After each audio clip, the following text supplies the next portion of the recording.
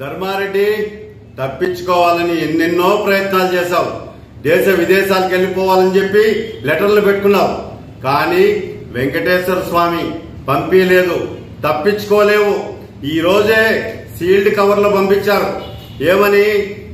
AP GAD general administration అయ్యా IDS అధికారి ధర్మారెడ్డి గారు, executive officer FAC 7 days casual leave sanctioned to leave the headquarters but should be available within the state.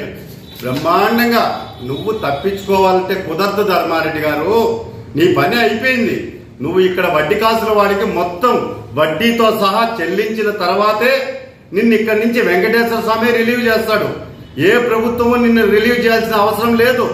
ఎందుకంటే పరమ పవిత్రమైనటువంటి శ్రీవారి సొమ్ముని మంచి నీళ్లలాగా జగన్మోహన్ రెడ్డి నా జోబిలో ఉన్నాడని చెప్పని అధికార బలంతో, అహంకారంతో, అధికార దాహంతో తిరుమల శ్రీవారి ఆలయ పవిత్రతను మంట కలిపేశావు.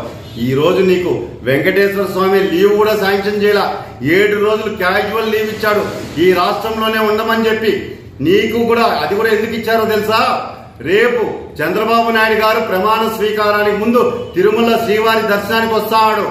చంద్రబాబు నాయుడు గారు నీ ముఖం చూసేదానికి ఇష్టం లేక గౌరవంగా వారం రోజులు బయటకు వెళ్ళిపోమని చెప్పండి. వారం రోజుల తర్వాత అందుబాటులో ఉండమని చెప్పండి.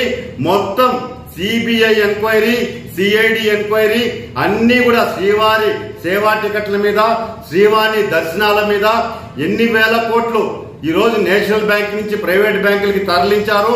ఎన్ని వందల కోట్లు ఈ రోజు సివిల్ కాంట్రాక్టర్ల కోసం మీరు 10% కమిషన్ కి శ్రీవారి వెంకటేశ్వర స్వామికి పంగనామాలు పెట్టారో ఇవన్నీ కూడా లెక్క తేల్చేదానికే వారం రోజులు మాత్రం నిన్ను ఊపిరి పీల్చుకోమని చెప్పి భగవంతుడే అవకాశం ఇచ్చాడు. వారం తర్వాత నువ్వు వచ్చావంటే అసలు గేమ్ ప్రారంభం అవుతుంది. ఇది అంతం కాదు ధర్మారెడ్డి, ఇది ఆరంభం మాత్రమే. కౌంట్ డౌన్ ప్రారంభమైంది. అందుకే ఈ రోజు 7 రోజుల విరామం ఇచ్చాడు భగవంతుడు. ఊపిరి పీల్చుకోమని రా. మళ్ళా వెనక్కి వచ్చిన తర్వాత వెంకటేశ్వర స్వామి పాదాల కాడ మొత్తం పైసాకు పైసా లెక్క చెప్పేసి ఆయన సొమ్ము ఆయనకి చెల్లించేసి నిన్ను వదిలేస్తాడు. నువ్వు వెళ్ళిపో. ఓకేనా ధర్మారెడ్డి? ఓకే.